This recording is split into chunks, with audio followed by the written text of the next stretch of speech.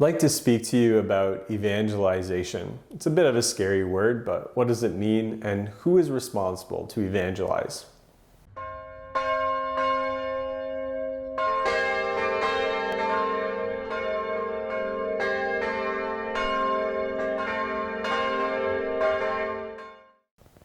There's two ways to understand evangelization. One is the old evangelization or the new evangelization.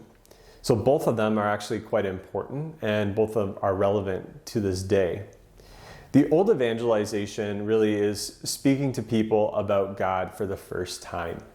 And so introducing them to Him. Now, this actually is relevant to today. I remember occasions where people would walk into a church and ask why Christ was stapled to the plus sign.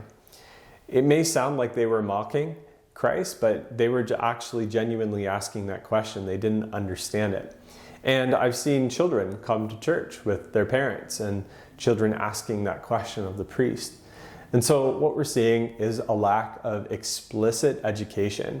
And so the old evangelization really does stress that words are important. So it might have been the case that words weren't that important in a Catholic culture where everyone knew about the faith already and had been educated about it, and they just wanted good witnesses. So the phrase, use words if necessary, to proclaim the gospel might have been relevant to a degree. But what we're finding is that people don't have even the language to describe their faith or to understand what Christ has done for us. And so trying to educate people and inspire them does require words and it does require witness.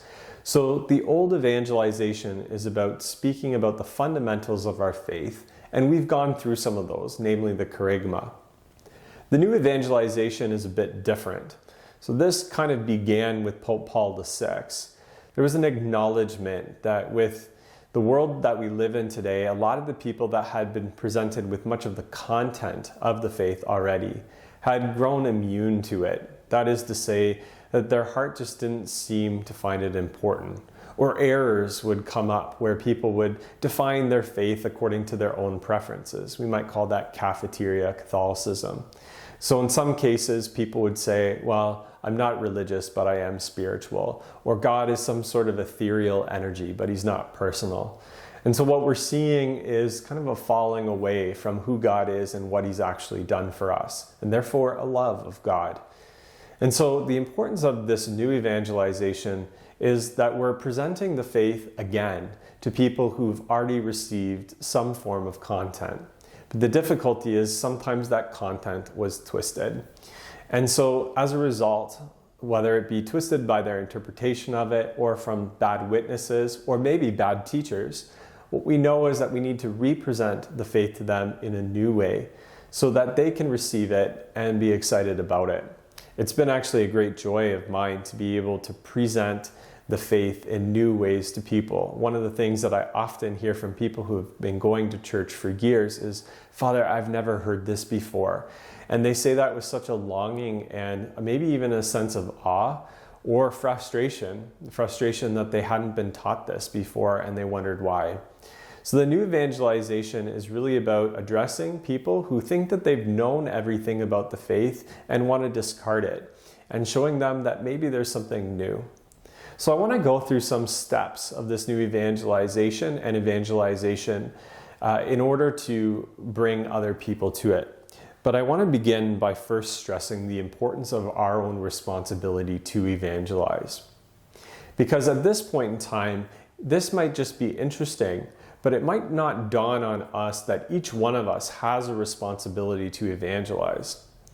Pope Paul VI was asked the question, can people outside of the visible church be saved? And he says, I'm going to not answer that question right now and ask a different one.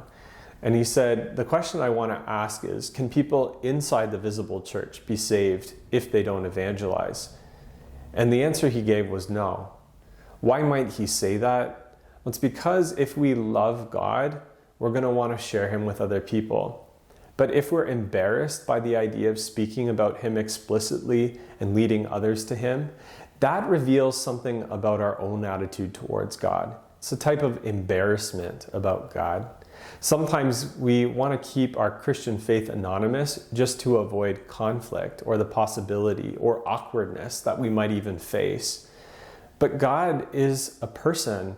He's three persons, and we want to speak about him just as we would speak about any of our other relationships. And so is our faith an ideology that we're trying to push on people? If so, we probably want to keep it implicit. But if it's a real loving, intimate relationship, then we're going to want to share it with others. But it might be difficult to know when and how to do that. And so I'd like to speak to that. But I think the reason why he said that we can't be saved if we're not evangelizing is ultimately because it's the spiritual physics of having a relationship with God. If we have a relationship with our children or with our parents, but we're embarrassed about them and we speak poorly about them in public, that might reveal to us that maybe there's something deep within ourselves that's broken there that needs to be healed. And if we're not trying to heal that, then the relationship stays the way it is. And so if we're embarrassed by Christ, it does say in Scripture that he will reject us. It doesn't mean that he'll reject us because he doesn't love us anymore, but that he's just revealing to ourselves that we're communicating by our embarrassment that we actually don't want a relationship with him. Christ commanded us to go out into the whole world proclaiming the gospel. And the gospel is good news. Why would we limit people from encountering that good news? Maybe it's also because we're struggling with understanding why it's good news. A lot of Catholics struggle with various teachings within the church, such as contraception, same-sex marriage, the teaching on transgender and Gnosticism. There's teachings about the Eucharist that are largely disputed and disagreed with by the vast majority of Christians who don't believe, as Catholics, that the Eucharist is a true presence. There's all sorts of issues that people can perceive today to be actually not good news. And this is the group, in fact, that we're trying to evangelize, trying to represent the faith in a new way. And we have to be compassionate on them because oftentimes they've been taught or given some twisted version of the Catholic faith that interprets it as hateful or prejudiced, which in fact it's not. And it's unfair to decharacterize it that way, but that's how it's been presented or received. And so the new evangelization, we want to present the whole spectrum of the church's teaching as good news. And in order for us to do that, we don't start with the controversial teachings of the church. We start with the context of God's love and his sense of mercy and justice, and that he wants a relationship with us. And we spoke about that on our introduction to morality, that religion is not primarily about morality. If it was, Pope Benedict would call it the error of moralism. And so we begin with God's love and couch everything in that context. So moving forward, how do we evangelize if we have truly been made into disciples of the Lord, that we've received the gospel as good news? How do we do that? Well, the first step is to try to build a bridge of trust. So we want to be able to speak to people who maybe need that relationship and need to know that we care about them. And so it's important for us not to, let's say, proselytize or argue with a person, but to first prove to them that we actually care. Because when people don't care for you, you're less likely to listen to what they have to say. But not only that, we're not caring for them so that they'll listen to us and become a member of the church. We're caring for them because God cares for them, and we should too. Every person matters. And so building trust is incredibly important. The second stage of pre-evangelization, of opening that soul up to a relationship with God, is to foster a sense of curiosity. Curiosity is incredibly powerful in our life, and it leads to a type of passive engagement in the faith. So here at this stage, people may have questions, and the trick is not to answer questions they're not asking. Just give them enough of an answer that they can continue to ask questions afterwards. Give them a bit of a taste, but allow them to lead the discussion, allow their curiosity to answer some of those questions. So sometimes we answer questions a teaspoon of a question with a gallon full of information. Let's try not to do that, but let's just answer the questions they're asking. The third stage is after they've developed a curiosity, they will recognize some of the good news, and therefore they'll begin to be open. But this is a very difficult stage. So this openness is a kind of place where they're entertaining the possibility of becoming Christian, or maybe returning to the full breadth of the Catholic faith. And so in this stage of openness, there's probably a lot of fear. So the idea of, well, what does it mean if I carry the banner of being Catholic in my life? How is that going to affect my relationships? What things am I going to have to change? The way that I live, the way that I pray, the conversations I have, the way that I vote, the way that I see politics, the way that I am socially active within this world. So all sorts of things about our lifestyle might have to change.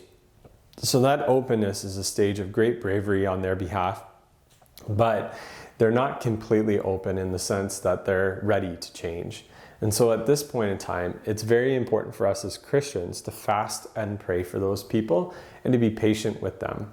But most importantly, it's important to be merciful, to remind them of God's mercy, that no matter where we find ourselves, that God will always forgive us and not discourage us. The last stage is to foster an encounter with God. And there's really no right or wrong way to accomplish this. God can do it all on his own, or on the other hand, going to Eucharistic adoration, praise and worship, a Steubenville conference, or whatever, reading the Bible, going to a Bible study, praying at home, working with the poor. All of those things can generate an encounter with Christ. But that's when faith is created. When we encounter God through the good, the true, or the beautiful, that's when the interior soul has the gift of faith born within our life. And as a result of that faith, then they become a disciple of the Lord and begin that process of discipleship. That encounter really is the work of God. We as Christians can't generate it out of nothing. We can be vessels for God to work, but at the end of the day, it's ultimately up to God. So this is what evangelization means. And for disciples of the Lord, we are faithful to the magisterium of the church, insofar as the magisterium of the church is the very voice of Christ, speaking good news in our own lives. If we as disciples are struggling with some of the church's teaching, we can be patient with ourselves. If we want to be disciples, we have to go back to the roots of our Catholic faith and understand why the church's teaching is in fact good news. God bless you.